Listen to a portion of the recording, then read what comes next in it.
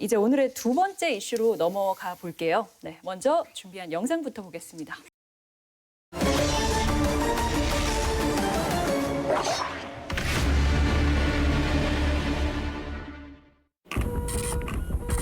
지난해 농민공익수당 시행에 합의한 전라북도와 농민단체.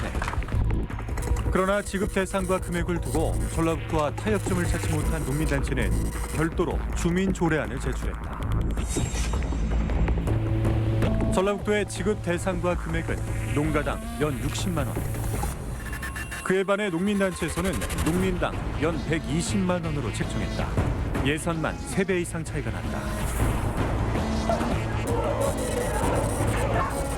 전라북도의 조례안은 통과됐지만 농민들의 조례안은 부결되면서 양측의 갈등은 심화됐다.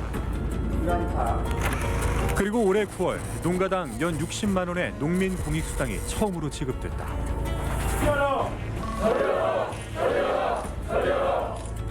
농민단체는 모든 농민에게 연 120만 원 지급 내용을 담은 조례안을 심의해 줄 것을 촉구했다.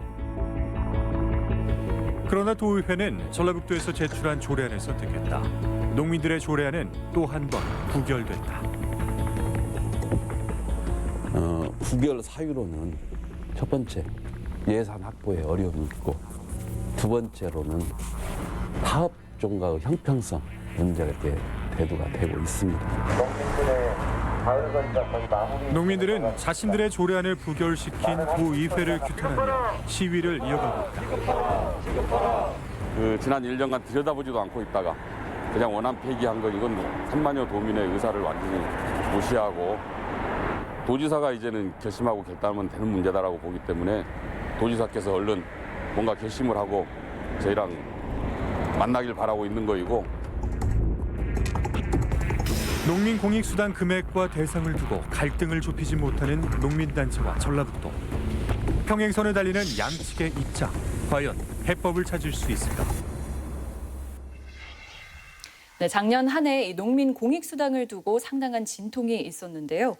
올해 전라북도가 광역자치단체로는 전국 최초로 농민 공익수당을 지급은 했는데 여전히 농민단체 측에서는 이 지급 대상 그리고 금액을 두고 논란이 일고 있습니다. 최근 또 도의회에서는 주민청구조례안을 부결시켰는데요. 먼저 양성빈 소장은 여기에 대해서 어떻게 생각하시나요? 네, 답변에 앞서 전라북도가 광역자치단체 최초로 농민 공익수당을 지급한 거에 대해서 굉장히 감사하게 생각을 합니다. 그래서 먼저 감사 인사를 드리는 게 우선일 것 같아요. 네. 하지만 주민청구 조례안이 부결된 거에 대해서는 아쉬움이 좀 많이 남습니다. 실제로 우리 전라북도에서 지급하는 방식이 도가 40%, 그다음에 시군이 60%를 지급을 하고 있기 때문에 사실은 예산에 대한 그런 문제가 지금 많이 문제가 된다 하지만 그런 부분들이 생각보다는 예산이 많이 투여되고 있지 않다. 저는 그런 생각입니다. 그래서 조금 농민들과의 대화가 조금 더 아쉬움으로 남는다. 그렇게 말씀드리겠습니다. 네. 그리고 김용호 변호사께서는 이 농민 입장에 대해서 어떻게 생각하시나요? 사실은 이제 부정수급자라든가 필요 없는 분들, 이것이 과연 공익적 기능을 하는 사람들한테 주는 것인가, 꼭 필요한 데 쓰여지는 것인가라는 부분에 의문이 좀 있거든요. 그러니까 제도의 자체 목적은 저도 충분히 공감을 합니다만 지금 하는 방법, 이거는 좀 잘못됐다라고 생각을 합니다. 그러면은 좀 더 덧붙여서 어떤 부분에 있어서 문제점이 있다고 보시는지 말씀해 주세요. 그러니까 지금 같은 경우는 1000제곱미터 농지를 갖다 1000제곱미터 그냥 흔히 말해 300평 정도를 가지고 있으면 농지연분을 만들 수 있습니다. 네. 그 정도만 농사를 짓는다면은 똑같이 1년에 60만 원을 받을 수 있습니다. 네. 그리고 농사를 많이 짓는 분이나 적게 짓는 분이나 똑같이 받습니다. 사실 농사를 짓는 분들 중에서도 농업을 전업으로 하시는 분들 중에서도 분홍이 있을 수 있고 아닌 분들도 있습니다. 하지만 동등하게 지급을 한다는 것 자체는 사실은 문제가 있다라고 보여집니다.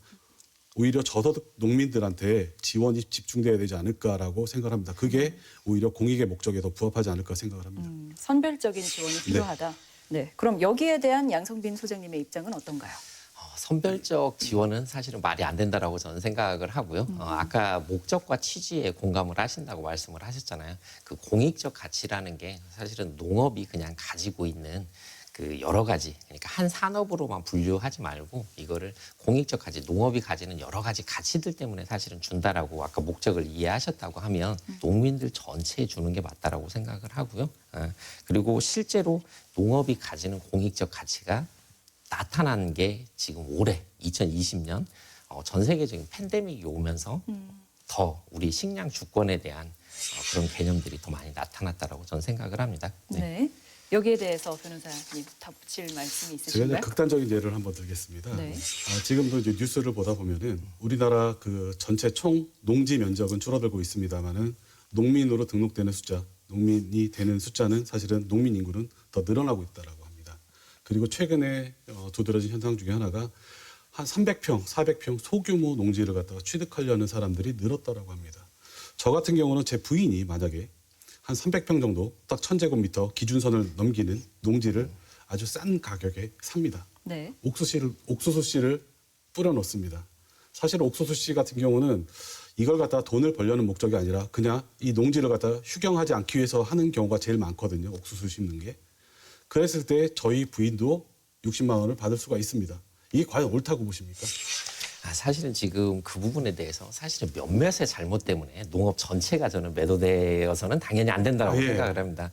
모든 농민들이 다 그런다라고 그거는 일단은 좀 물론 편견은 그렇습니다. 버려주셨으면 좋겠다. 저는 그렇게 말씀을 물론 드리는 그런데요. 거고요. 네네. 네. 물론 그런데요. 이 직불금 제도가 이제 좀 변경이 되고 있습니다. 공익형 직불금 제도라고 해서 정부에서 지금 추진하고 있는 직불금 제도 같은 경우는 기본적으로 저소득 농가의 일정 부분의 소득을 지원을 해주고 그 다음에 그 면적이나 이런 걸 고려해가지고 사실 차등 지급을 하는 것입니다.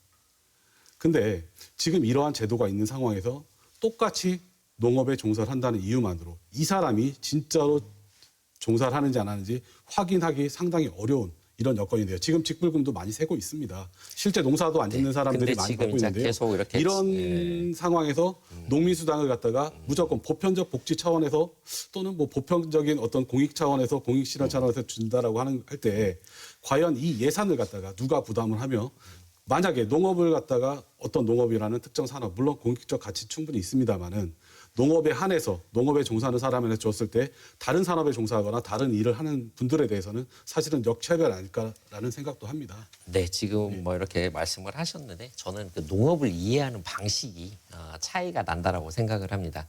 우리가 하나의 산업 분야로 농업을 이해를 하면 지금 하신 말씀이 저는 옳다고 생각을 해요. 하지만 농업은 하나의 산업으로 생각을 해야 되는 게 아니라 우리 식량, 먹거리를 책임지고 식사하시고 오셨어요 혹시? 네, 먹었습니다. 네, 우리 아나운서님 식사하고 네, 오셨어요? 모두 다 식사했죠. 자, 식을 책임지고 있는 그 음식이라는 거 거기에 공익적 가치가 있어서 이런 것들을 지원을 하게 되는 거고 농업을 지켜내고 농촌을 지켜내면서 여러 가지 그런 가치들 먹거리뿐만 아니라 환경이라든지 그다음에 홍수를 피할 수 있는 담수 기능을 한다든지 그런 가치를 인정해주기 위해서 공익수당이 되는 거고 저는 농민 공익수당이 앞으로는 기본소득으로 확대되고 기본소득과 농민 공익수당과 거의 비슷한 개념에서 나타나지만 전 국민이 보편적인 그런 기본소득을 받을 날이 저는 멀지 않았다라고 생각을 합니다. 그래서 공익수당이 반드시 지금 필요하고 이게 점진적으로 확대돼야 된다. 우리나라가 실제로 그 농업 보조금 비율이 한 5.3% 정도밖에 안 됩니다. 농업 총 생산액에. 근데 실제로 노르웨이 같은 경우 57%가 농업 보조예요. 전 세계적으로 놓고 봤을 때 스위스가 한 39.5%, 일본, 옆나라 일본도 8.7% 정도 농업 보조금 비율이 되는데 우리는 그보다 훨씬 하위거든요. 아까 통계를 말씀하셨는데 농업 보조금 비율이 명목상으로는 5점 몇 프로 나오는 건 맞습니다. 하지만 이거는 농협을 통한 간접 지원은 다 제외된 거고요. 그런 것까지 합하면은 결코 작은 수준은 아니라는 거 제가 강조해서 말씀드리고요. 농촌경제원에서 2018년도 조사 내용이 있습니다. 2018년 기준 농가 평균 소득은 4,490만 원으로 나오고요. 고수입, 그다음에 흑자를 보는 농가는 전체 약 37.7%가 되는데 평균 수입이 1억 4천여만 원이 된다고 합니다. 사실은 편차가 큽니다. 진짜 저는 개인적으로 바라고 싶은 거는요. 고수입을 올리는 농가와 그렇지 않은 농가를 갖다가 똑같이 지원을 하는 것보다는 차등을 줘서 현실적으로 진짜 필요한 농민들한테 더 큰 도움이 될 수 있는 좀 제도가 도입돼야 되지 않을까라고 네, 생각합니다. 맞습니다. 그 제도가 사실은 그래서 보편적으로 주는 농민 공익 수당이 될 것이다. 저는 여기까지 하겠습니다. 네. 오늘 이 농민 공익수당에 있어서 많은 두 분의 이견이 끝까지 좁혀지지 않았는데요. 그래도 뭐 농민들이 어려운 상황에 직면해 있고 뭔가 도움이 필요하다는 점에 있어서는 같은 뜻이었던 것 같습니다.